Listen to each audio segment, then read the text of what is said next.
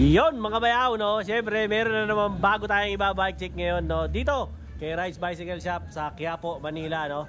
Sabay yan na lang to, napapagitnaan lang to ng Mercury Drug at saka ng Bisikleta Manila. Ito yung tinatawag na Rock MTB na 29er, no? May dumaan, commercial. Ano yun?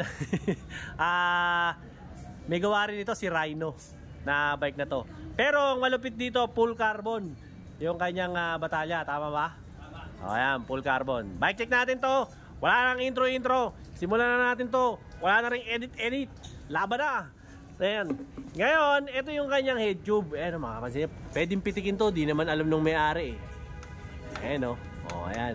Carbon siya, Lodi. No? Ang kanyang headset, no?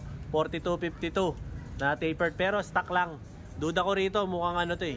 Mukhang silvering na. Hindi na to kakabitan ng mga buli-bulitas pa eh. Ang ganda na eh, no? Yan, ganda ng kanyang ayan yung salita, Rock. Hindi may-ari nito si The Rock, Hindi. Meron siyang lagayan siyempre dito ng battle cage, no? Pag gusto nyong uminom. Tapos, ito naman yung kanyang top tube, no? Ang kulay nito, parang glossy gray, no? Ganun ang kulay niya, no? Tapos, dito, wala kayong makikitang dugtungan dyan. Siyempre, full carbon niya, no? Tapos, Paring Roel, press fit ba to? Press fit ang nito? Hindi. Hindi daw naka-press fit to, no? Tapos, ang nito, ginamit na crank dito ay si Solane. Ayop, no? Solane. Di ba to si Solane Husap? O di kaya si, Solane na LPG. Di ba? Tapos, ayan, siya? Halotech na po. 170mm din yung haba ng kanyang arm. Tapos, 9/16 yung kanyang pedal, no? 36 teeth ang kanyang chain, no? Ayan, hindi nga tumatama no? Pero hindi nyo na pwedeng lakihan to, tatama na. Kaya dapat bigyan nyo na spacer para lumayo, no? Kung kursunadan yung dagdagan to ng laki, 1/10 lang to. Ang ginamit dito Jory na M4 100 na 10 speed, no? Tapos yung kanyang cogs, Heroic. Stock ba to? Stock lang daw pala to, hindi pala to built bike. 11 teeth yung maliit. Yung malaki na nito na cogs ay hinahanap namin. Ang liit kasi nung sulat eh. Pare-pareho kami nagdidebate rito eh. Gaya niya nahanap namin ang tagal ayan 42. Ayan. Tapos, syempre, ang ginamit na gulong dito ay si Maxxis. Ayan So, pwede to pang cross country. Yung kanya naman pong seat post, ang insertion naman po nito ay 31.6. Tapos yung haba 350mm, no? Alloy na to. Pero pintas ko rito, walang kakwenta-kwenta yung pedal, no? Kasi ball bearing lang yung pedal na to. So pinakamaganda rito, wag niyo na ikabit, no? I-trade in niyo na lang, bumili na lang kayo ng seal bearing na pedal para maganda ang labanan, no? Yung upuan naman niya, stock lang din, pero malambot, no? Maganda, komportable. Pero syempre, kung nagkapera-pera na kayo, tsaka nyo ulit i-upgrade to ng maganda-ganda, no?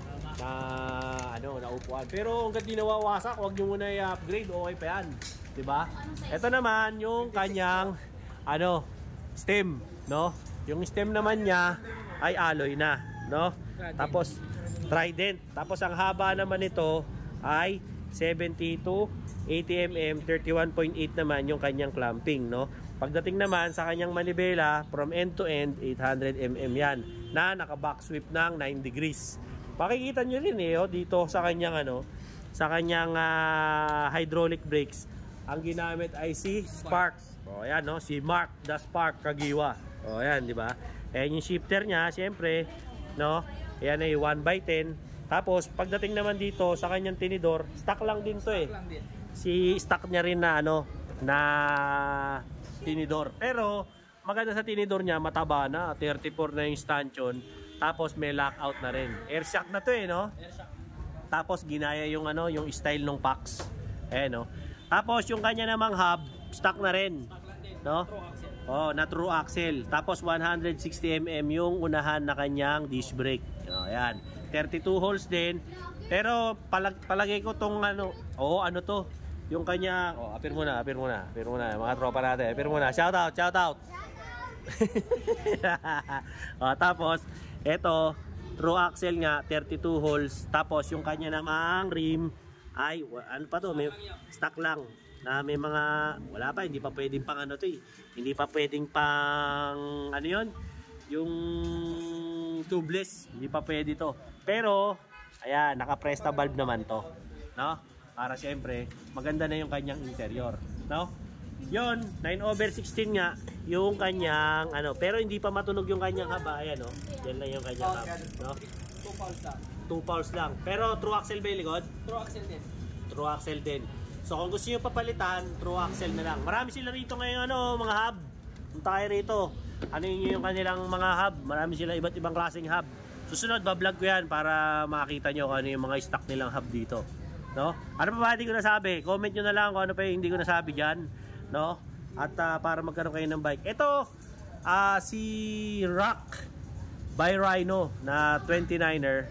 Ang halaga nito dito kay Rides Bicycle Shop ay 25,000 pesos, no? Na 1x10, no? Pwede na to.